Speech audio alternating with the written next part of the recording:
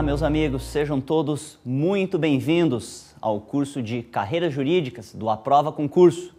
Eu sou o professor Marcelo Lebre e vou acompanhar vocês neste curso preparatório em uma disciplina específica que é a disciplina de Direito Penal. Nós vamos falar de Direito Penal parte geral, parte especial e também de Legislação Penal Especial, que vai ser o tema deste nosso primeiro encontro, Leis Penais Especiais. Eu aqui em Curitiba sou professor das escolas do Ministério Público e também da Escola da Magistratura do Estado do Paraná.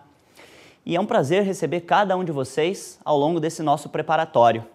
Antes mesmo de começar a abordagem da minha temática específica da aula de hoje, eu gostaria de te dar umas dicas de estudo e de preparação para estes concursos lato sensu, seja de âmbito estadual, seja de âmbito federal. Veja só, me parece que uma base bastante importante para consolidar a sua preparação e para que você possa lograr êxito na aprovação, que é o que nós queremos para você, me parece extremamente importante, antes de mais nada, que você acompanhe cada uma das nossas aulas. Anote cada uma das dicas que cada um dos colegas professor lhe passar ao longo desses vários encontros que nós vamos ter. Veja, a todo momento nós vamos abordar questões que dizem respeito à doutrina, no meu caso, doutrina do direito penal. Vamos trabalhar também com questões jurisprudenciais. É muito importante para a tua preparação que você esteja acompanhando cada uma das recentes decisões que foram proferidas, em especial no âmbito dos tribunais superiores, do STJ, do STF, bem como as súmulas, sejam as súmulas do STJ, as do STF ou as súmulas vinculantes. Então, estar acompanhando apenas a doutrina e apenas a jurisprudência, ainda assim não será suficiente para a tua aprovação. Por isso, ao longo das nossas aulas, nós vamos trabalhar com questões doutrinárias, jurisprudenciais e também legais. Então aqui começa uma dica também bastante relevante para a tua preparação. Acompanhe as nossas aulas com a legislação ao lado. No meu caso em específico, quando a gente vai trabalhar com as leis penais especiais, é extremamente importante que a lei esteja acompanhando o teu estudo. O teor do texto de lei vai te ajudar a compreender uma série de disposições. Veja, sabendo a doutrina, sabendo jurisprudência e sabendo a lei, você sabe todo o conteúdo que é necessário para o teu sucesso no concurso. E aí vem uma dica complementar.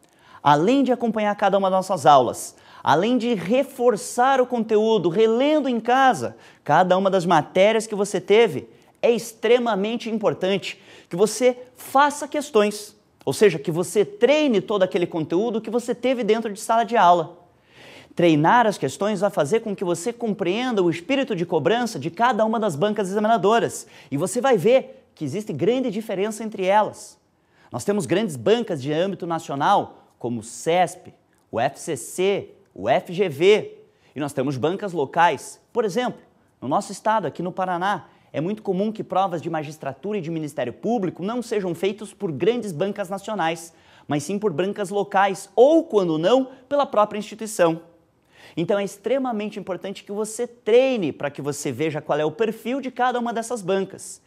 E nós aqui do Aprova disponibilizamos para vocês no nosso site um arcabouço de questões, de simulados, para que você possa conformar na totalidade o conteúdo que é necessário para o teu sucesso. E é esse o nosso objetivo. Nós vamos junto, de agora até o final desse curso, focados estritamente num objetivo, na sua aprovação. Conte com toda essa equipe para a gente conseguir o seu sucesso, tá bem? Feitas essas dicas iniciais, e são dicas só iniciais, porque ao longo das minhas aulas eu vou rechear de outras dicas, de doutrinas complementares que são importantes para um concurso específico. Ah, eu quero fazer prova de defensoria pública, professor Marcelo. Ótimo, eu vou te indicar livros importantes para a defensoria, temas importantes para a defensoria. Professor, eu quero fazer prova de delegado. Ótimo, vou te indicar livro, vou te indicar decisões específicas do STJ, do STF, exercícios específicos, bancas específicas. O mesmo vale para a magistratura, o mesmo vale para o Ministério Público. Então, ao longo das nossas aulas, eu vou rechear de outras dicas complementares, tá bem? Uma última dicasinha e diz respeito daí à minha matéria em específico, bibliografia. Veja só, você tem grandes manuais de direito penal que vão lhe ajudar lato sensu, a princípio, a qualquer concurso público. Qual é o grande problema? Às vezes eu quero um concurso específico e o autor que eu pego não me ajuda em específico naquele concurso. Então, a título de bibliografia geral, a qual serviria em sentido amplo, a princípio, para qualquer concurso. Eu indico a leitura de dois grandes doutrinadores nacionais. Um deles é o professor César Roberto Bittencourt.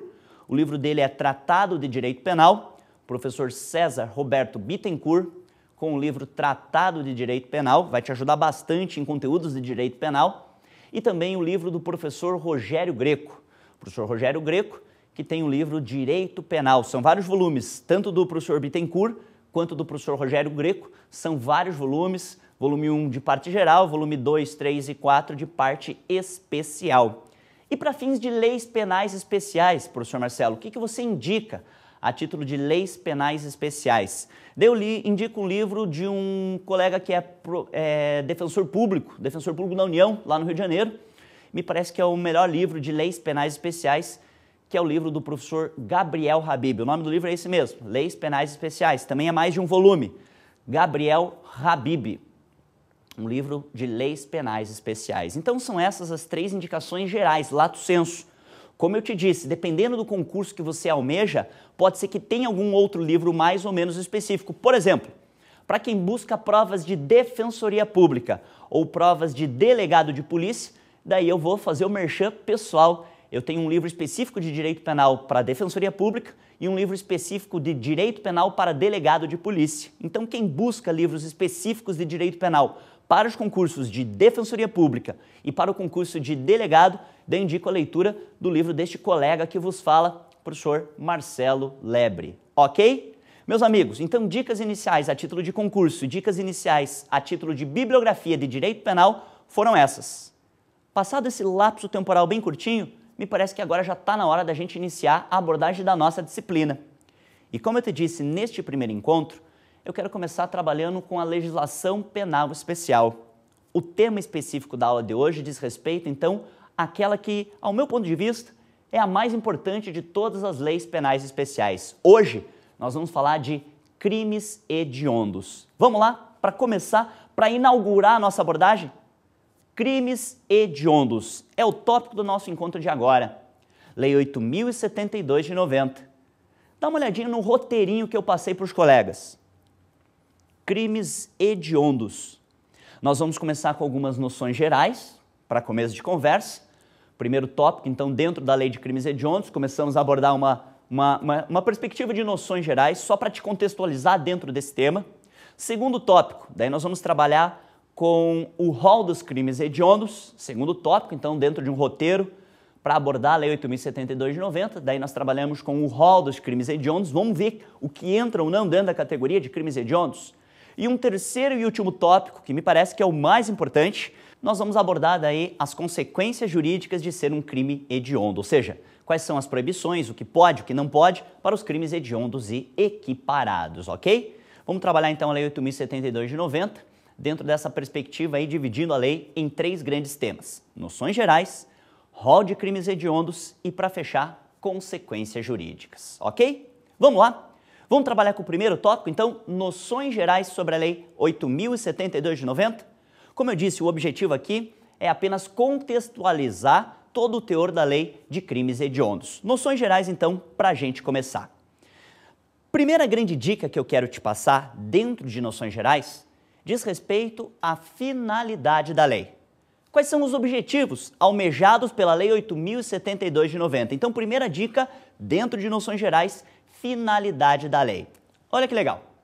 A Lei 8.072 de 90, ela não inovou a ordem jurídica penal no sentido de trazer novos tipos legais. Traduzindo, a Lei 8.072, ela não criou novos delitos. Ela apenas pegou alguns crimes que já estavam previstos na legislação ordinária e disse: esse eu quero dar um tratamento mais rigoroso, esse eu quero dar um tratamento mais severo, e deu para eles a roupagem de crimes hediondos.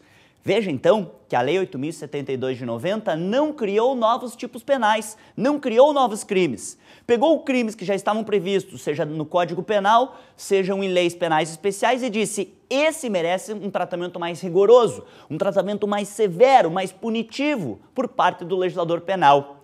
Então veja que a finalidade da Lei de Crimes Hediondos não foi inovar a ordem jurídico-penal, mas sim dar um tratamento mais severo, mais rigoroso, mais punitivo para algumas espécies de delitos, já existentes. Esta é a finalidade, esse é o espírito que move a Lei 8.072 de 90. Tratamento mais severo, mais rigoroso e mais punitivo para alguns tipos penais, ok? Primeira dica, então, dentro de noções gerais, diz respeito à finalidade, à missão da Lei 8.072 de 90.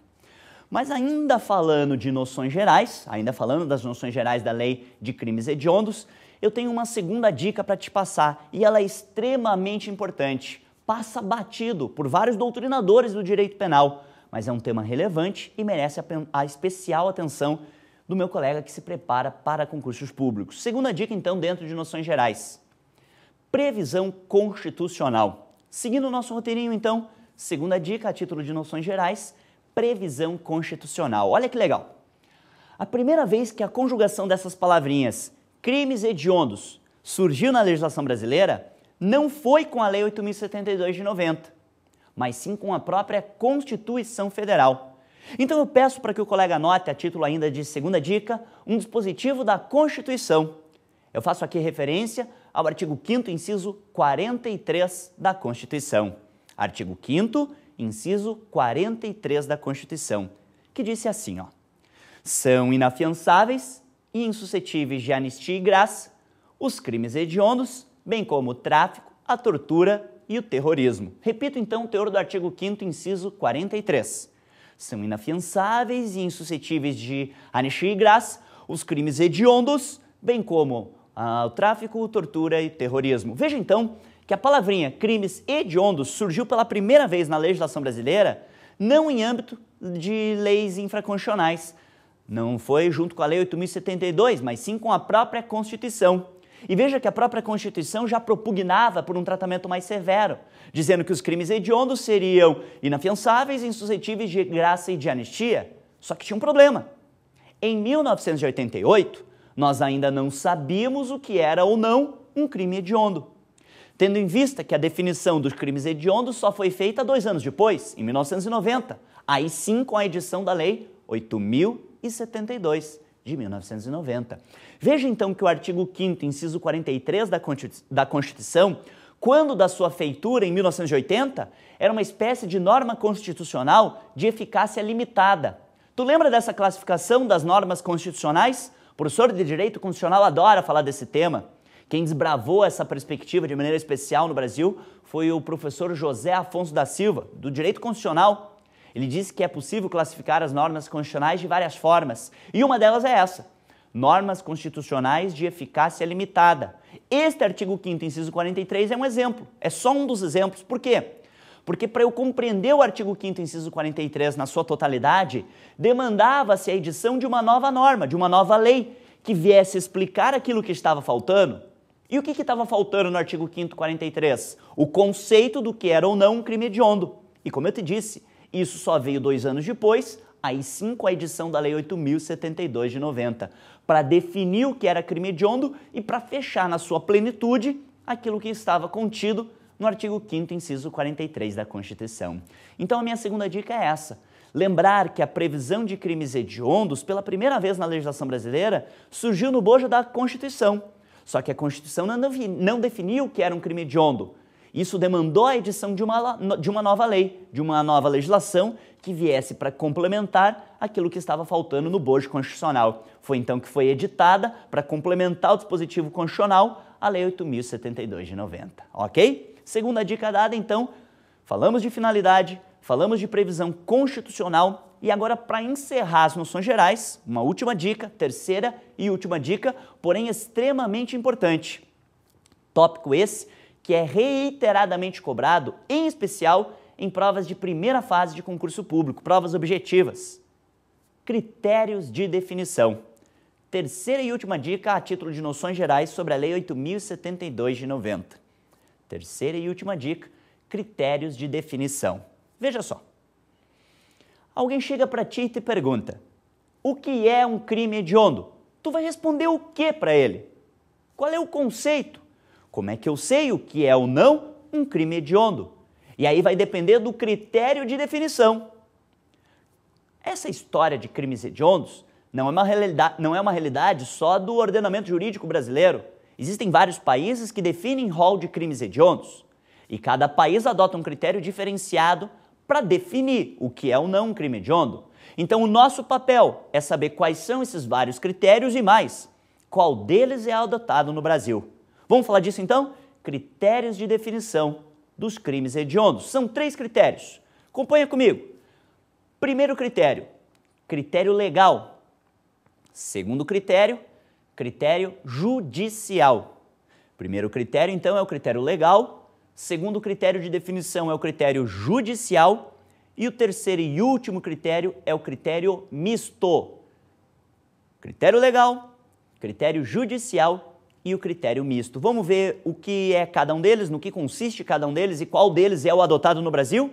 Isso é típica pergunta de prova, por isso tem que tomar cuidado para não cair em pegadinhas simples. Vamos lá então, vamos falar do primeiro critério de definição. Critério legal, fácil, olha o nome, critério legal. Funciona assim, ó.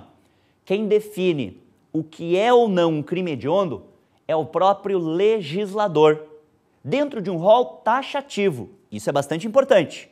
Repito então, critério legal delimita-se então que o rol dos crimes hediondos ele tem que ser trazido expressamente pelo próprio legislador, por isso do nome, critério legal. Quem define o que é ou não um crime hediondo é a lei. O legislador define isso dentro de um rol taxativo. Então, tu quer saber o que é ou não um crime hediondo? Corre para a lei. Critério legal funciona dessa forma. Critério judicial, segundo critério, um pouquinho diferente. Olha o nome dele, ele já te dá um indicativo. Quem define o que é ou não um crime hediondo, daí não é mais o legislador, mas sim o juiz, diante do caso concreto. Segundo critério de definição, então, critério judicial. Quem define o rol dos crimes hediondos não é o legislador, mas sim o juiz, analisando cada caso concreto. Então, para países que adotam o critério judicial, o juiz analisa cada caso, cada particularidade de cada caso e define se aquele caso merece ou não a roupagem, o tratamento de crimes hediondos. Ok? Terceiro e último critério de definição, que é o critério misto. Terceiro e último critério, então, é o critério misto. E para esse critério funciona da seguinte forma. Acompanha comigo. Critério misto. O legislador estabelece um rol, mas este rol não é taxativo. Trata-se de um rol meramente exemplificativo para delimitar quais são ou não os crimes hediondos. Então, critério misto. O legislador estabelece um rol não taxativo, um rol meramente exemplificativo de quais são os crimes hediondos. De modo que o juiz, diante do caso concreto, pode ampliar ou reduzir esse rol. Por isso do nome, critério misto. O legislador estabelece um rol meramente exemplificativo e o juiz pode ampliar ou mesmo reduzir esse rol. Critério misto. Então, meus queridos amigos, esses são os 3 critérios possíveis de definição para delimitar o que é ou não um crime hediondo. E aí vem a pergunta da tua prova. Dentro desses 3 critérios, qual deles foi adotado no Brasil? E olha a resposta que legal. O critério adotado no Brasil para a definição do que é ou não um crime hediondo, por óbvio, é o critério legal. O primeiro deles, critério legal. De modo que, se alguém te perguntar o que é um crime hediondo, tu pode responder simples, tranquila e diretamente. Basta ler o que está definido no artigo 1º da Lei 8.072 de 90, porque é lá que está delineado qual é o rol dos crimes hediondos. Artigo 1º da Lei 8.072 de 90. Repito então, para não ficar dúvidas, o critério adotado no Brasil é o critério legal. Fechou, meus amigos? E assim a gente encerra daí as nossas noções gerais sobre a Lei 8.072 de 90. Já sei qual é a finalidade da lei, já sei que existe uma base constitucional e já sei quais são os critérios de definição. Lembrando que no Brasil se adota o critério legal. Ponto. Agora a gente já pode inaugurar o segundo tópico do nosso roteiro. Vencendo as noções gerais, agora a gente vai trabalhar com o segundo tópico, que diz respeito particularmente daí ao rol. Vamos ver quais são efetivamente os crimes hediondos.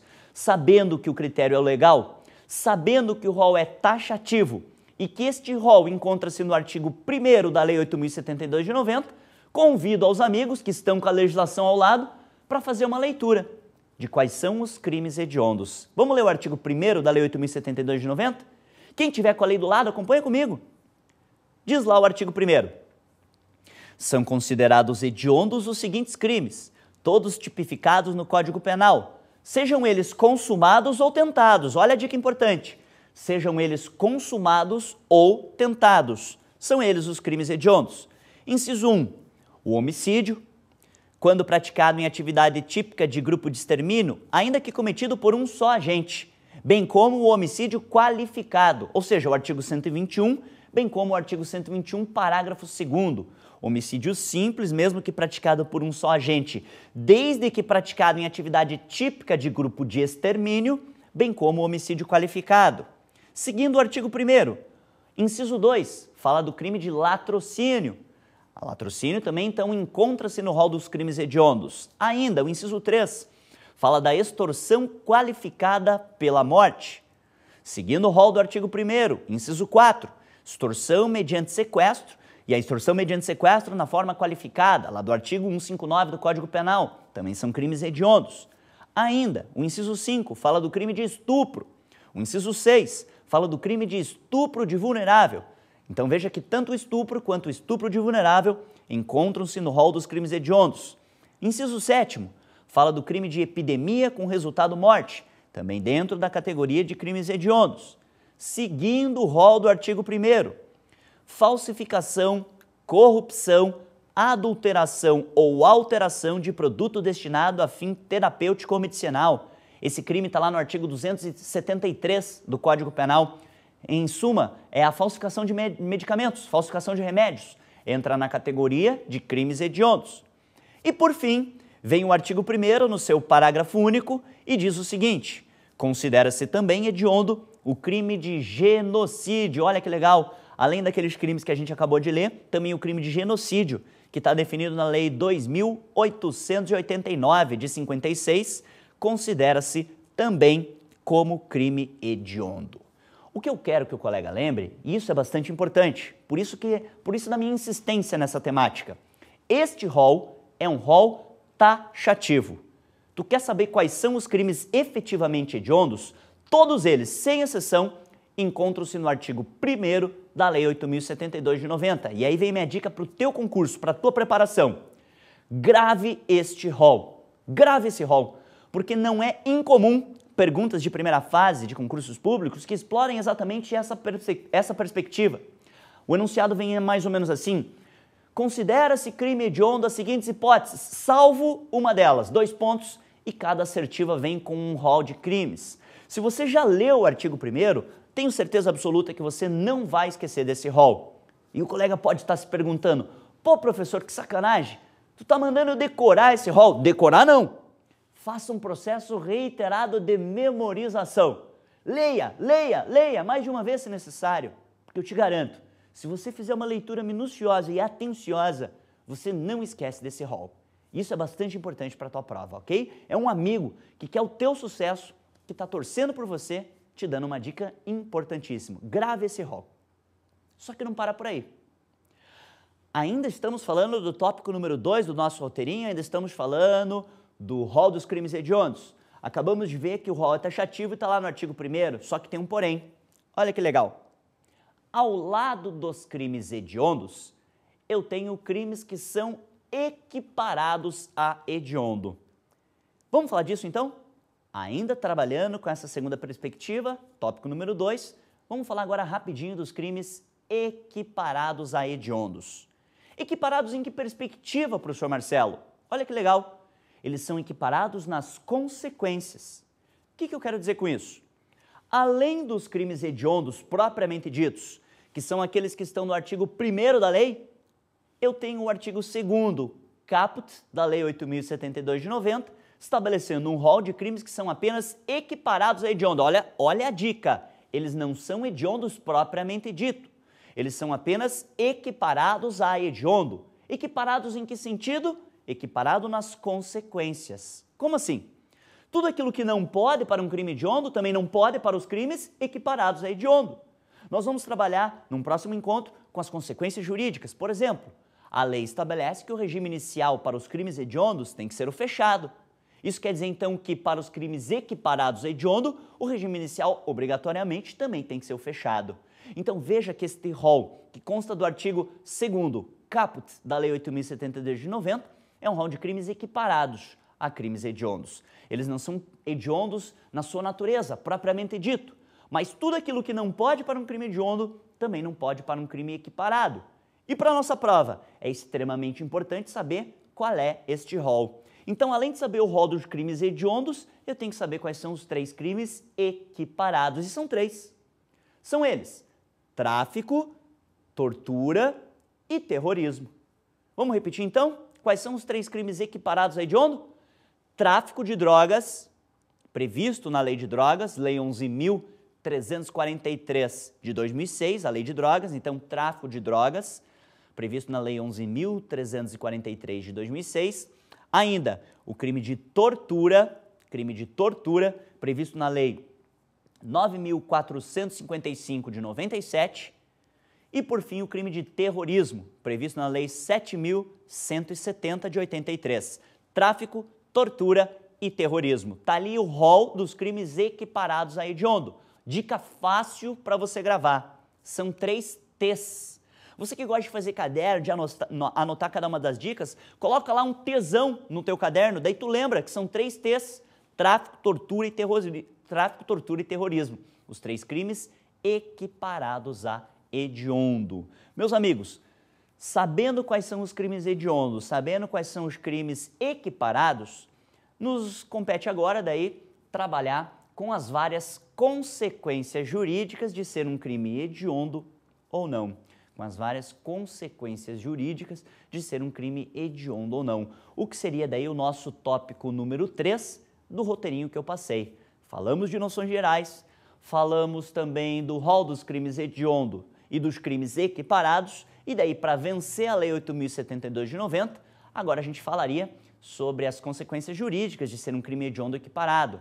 Questões relacionadas como, por exemplo, a regimes prisionais, progressão de regime, livramento condicional, pode, não pode, como é que fica a questão do prazo de prisão temporária, as majorantes da pena, existe ou não existe delação premiada dentro da lei de crimes hediondos, porque são essas as típicas questões que são exploradas nas provas de concurso público, seja de magistratura, de Ministério Público, de defensorias públicas, de delegado, seja do âmbito estadual, seja do âmbito federal. Só que isso nós vamos abordar daí num próximo encontro.